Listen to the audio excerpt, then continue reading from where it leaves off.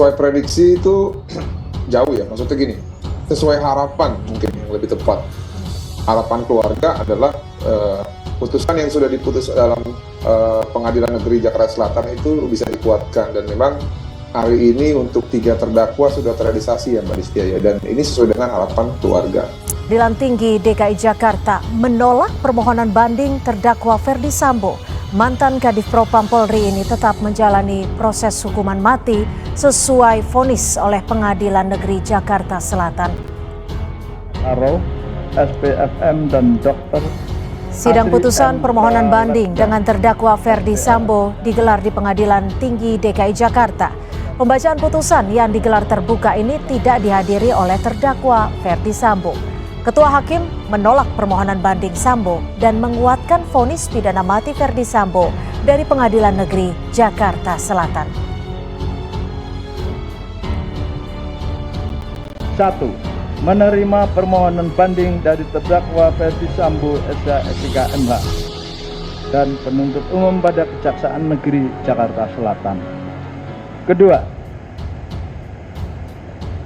menguatkan putusan Pengadilan Negeri Jakarta Selatan nomor 796/PIB/2022/PN Jakarta Selatan tertanggal 13 Februari 2023 yang dipintakan banding tersebut. Ketiga, menetapkan terdakwa tetap berada dalam tahanan. Keempat, membebankan biaya perkara kepada negara. Hakim Pengadilan Tinggi DKI Jakarta juga tetap menjatuhkan hukuman 20 tahun penjara terhadap Putri Chandrawati dalam kasus pembunuhan berencana Yosua. Hakim Pengadilan Tingkat Banding juga menguatkan putusan Pengadilan Negeri Jakarta Selatan. Putri dinilai terbukti secara sah dan meyakinkan menurut hukum turut serta dalam tindak pidana pembunuhan berencana. Keterangan saksi Richard Eliezer mengadili menerima permintaan banding penasihat hukum terdakwa dan penuntut umum tersebut. 2. Menguatkan putusan Pengadilan Negeri Jakarta Selatan nomor 791/PB/2022 PN Jakarta Selatan tanggal 13 Februari 2023 yang dimintakan banding tersebut. 3. Memerintahkan terdakwa tetap berada dalam tahanan. 4. Menetapkan lamanya terdakwa selama penangkapan dan penahanan untuk dikurangkan seluruhnya dari pidana yang dijatuhkan. Pengadilan Tinggi DKI Jakarta menguatkan putusan Pengadilan Negeri Jakarta Selatan terhadap terdakwa Ferdi Sambo. Itu artinya Ferdi Sambo tetap dihukum mati. Saat membacakan memori banding, Hakim Pengadilan Tinggi DKI Jakarta Singgi Budi Prakoso menilai Sambo terbukti melakukan tindak pidana pembunuhan berencana terhadap Yosua Huta Barat. Sehingga Hakim membenarkan vonis hukuman mati yang lebih tinggi dari tuntutan jaksa. Majelis Hakim Tinggi tidak sependapat dengan memori banding penasihat hukum terdakwa Ferdi Sambo SK MH dan sebaliknya sependapat dengan apa yang telah dipertimbangkan serta diputuskan dalam putusan Judek Fakti tingkat pertama. Tak hanya sidang putusan banding Ferdi Sambo yang dibacakan, tetapi juga putusan banding untuk sang istri, yakni Putri Chandrawati dan mantan ajudannya Ricky Rizal, serta sopir pribadinya Kuat Ma'ruf juga dibacakan hari ini. Sebelumnya, Hakim Pengadilan Negeri Jakarta Selatan menjatuhkan vonis lebih berat dari tuntutan jaksa kepada Sambo, Putri Chandrawati, Kuat Ma'ruf, dan Ricky Rizal. Nah, kalau prediksi, itu kan yang bisa memprediksi adalah ahli hukum ya, bukan warga negara ataupun bukan masyarakat. Nah, kalau menurut saya pun memprediksi ya sedemikian rupa. Kenapa? Ya, karena memang kalau yang digunakan adalah alasan yang meringankan ini khusus untuk Bapak Ferdi Sambo ya, adalah prestasi di dalam kedinasan. Sayangnya hal tersebut itu ditutupi dengan perbuatan yang dilakukan dalam hal obsession of justice itu. Sehingga itu menutupi prestasi yang sudah ada gitu ya. Terima kasih. Bu Martin, memang sudah sesuai dengan harapan keluarga, bisa dikatakan seperti itu. Respon dari keluarga dari Yosua Huta Barat setelah menonton di layar televisi seperti apa? Ya, dari komunikasi kami terakhir, mereka bersyukur kepada Tuhan ya, karena kenapa? Karena memang harapannya adalah dengan telah dibunuhnya secara berencana dan secara keji anaknya keluarga korban ini, hukum itu bisa ditegakkan. Itu saja, Pak Distia. Oke, hukum bisa ditegakkan secara adil begitu, Bung Martin.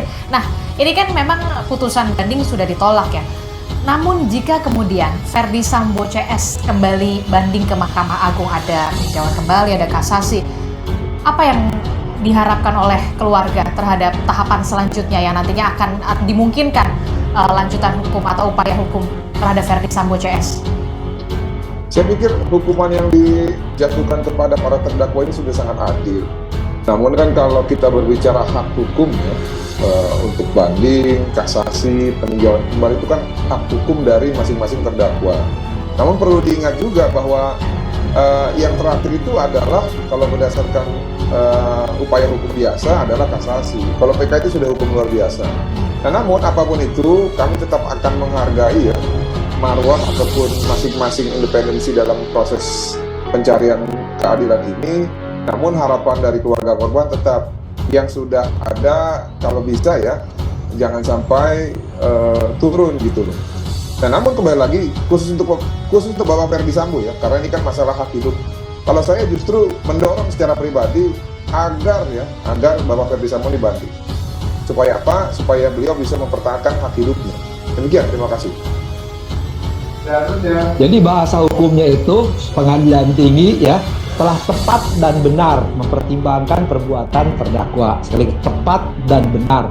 Makanya akan mengambil alih pertimbangan PN dan kemudian menguatkan menambahkan hal tertentu. Tapi yang penting kan di amar putusannya. Ketika amar putusan tetap sama dengan PN, yang menolak banding kan, ya sudah kan. Maka sering saya katakan ya kalau putusannya dirubah, ya saya kira ya nggak ada alasan untuk itu. Jadi ketika hakim pengadilan tinggi mempertimbangkan dengan tepat dan benar tadi, ya sudah cocok. Maka saya bilang silakan aja lah, Pak Sambo kasasi aja gitu. Kang Asep, sesuai ini apakah karena juga tidak ada hal yang meringankan dalam poin vonis terhadap Ferdy Sambo? Ya. Jadi kalau meringankan itu, ya sekali lagi pasti tidak mungkin maksimal. Karena dijatuhkan ancamannya maksimal mati, pasti tidak ada hal yang meringankan. Jadi kalau hukuman maksimal ada yang meringankan, itu tidak mengerti asas hukum berarti. Ya, kenapa hakim PN maupun hakim PT menjatuhkan hukuman mati? Karena tidak ada yang meringankan, apapun bentuknya. Ya, tapi kalau misalkan di pertimbangannya ada yang meringankan, ya memang hakim wajib mempertimbangkan hal yang memberatkan, yang meringankan. Tapi karena dia terkena ancaman maksimal, maka hapuslah hal yang meringankan itu. Ancaman maksimal sehingga tidak ada hal yang meringankan dalam vonisnya. Kemudian kalau kita menelaah kembali Kang Asep terhadap isi memori banding penasihat hukum Sambo yang mempersoalkan terkait dengan perbedaan hukuman yang sangat jauh dengan Richard Eliezer yang divonis jauh lebih rendah, yaitu 1 tahun 6 bulan. Ferdy Sambo juga menganggap vonis Eliezer ini terlalu rendah, padahal Eliezer eksekutor yang menembak Yosua. Jadi patutkah sebetulnya Kang Asep hal ini menjadi salah satu poin yang dicantumkan dalam memori banding? Saya baru kali ini mendengar seorang pengacara membandingkan satu perkara dengan perkara yang lain. Kalau bicara perkara itu ya bicara perkara yang dihadapinya, nggak bisa. Kok yang sana dihukum gini atau sebegini? Kok yang ditangkap nggak ditangkap? Itu nggak tahu belajar di mana sekolahnya gitu kan? Ya, jadi ketika dia menghadapi kliennya dihukum segitu, ya tinggal bermain. Kenapa kliennya dihukum segitu? Ya, kenapa ringan? Kenapa berat? Jadi tidak ada. Seperti anak kecil itu kan, kalau anak kecil kenapa kakak dikasih 50, ada dikasih 30, nah itu berarti nggak kuliah di fakultas hukum dulunya. Oke, kalau Bang Martin bagaimana menanggapi? Itu hanya pengulangan fakta-fakta yang di persidangan diulang-ulang gitu kan, itu namanya kaset butut. Oke, diulang-ulang. Kalau Bang Martin bagaimana menanggapi terkait dengan isi memori banding? Salah satunya adalah membandingkan dengan vonis Richard Eliezer yang jauh lebih rendah daripada Ferdy Sambo. Disinilah yang saya sampaikan bahwa mereka masih belum memahami di mana kesalahan mereka. Yang pertama, kalau dibandingkan dengan Richard, ya, Richard itu saya pernah buat suatu analogi. Tidak ada Richard, perbuatan ini masih akan terjadi, ya. Tapi kalau tidak ada Putri, tidak ada Ferdy Sambo, fix ini nggak akan terjadi barang ini gitu. Kenapa? Karena muara kasus ini adalah penyampaian informasi palsu yang disampaikan oleh Putri Chandrawati kepada terdakwa Ferdi Sambo, sehingga terjadilah penyusunan rencana untuk menghilangkan nyawa Joshua dan ditutupi dengan obstruction of justice. Di sini ketika sudah terjadi justru Richard yang mau dikambing hitamkan, ya. Pada saat kami lapor polisi, ya, dan kasus naik sidik, kan kami sudah deklarasi dan kami sudah meminta kepada mereka semua untuk bertobat. Yang menyambut pertobatan siapa? Hanya Richard. Hanya Richard yang mau jadi GC.